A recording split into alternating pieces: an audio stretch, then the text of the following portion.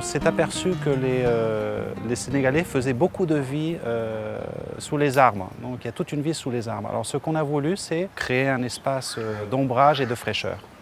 Une des contraintes les plus importantes, c'est surtout le climat. Pour gérer cette chaleur et arriver à un confort thermique à l'intérieur du bâtiment, on ne voulait surtout pas avoir recours à une climatisation. Donc on a utilisé des stratégies bioclimatiques. Côté sud, ce qu'on a fait, c'est mettre en place une façade perforée en petits triangles qui laisse passer le vent mais empêche le rayonnement solaire vers les salles de classe. Ensuite, côté nord, on a fait une grande toiture qui se prolonge à environ 10 mètres et qui justement empêche le rayonnement solaire.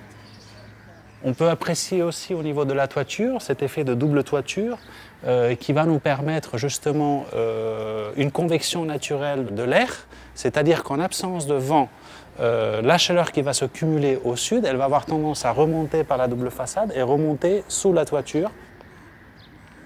Grâce à ce système de double toiture et double façade, on arrive à réduire la température extérieure de 40 à 25 degrés à l'intérieur.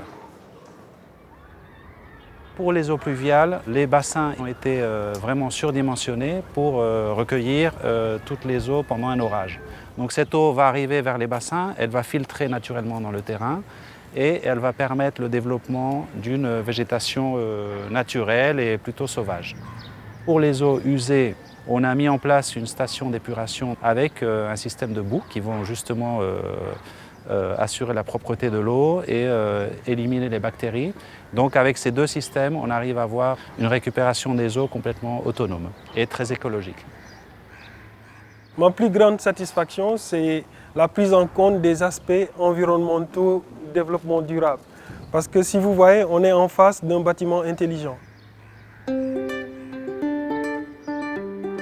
Cette université a maintenant un peu plus de 10 ans, mais c'est la première fois que nous avons un bâtiment aussi robuste, mais qui a aussi une envergure digne d'une université. C'est fait pour le long terme, pour plusieurs générations.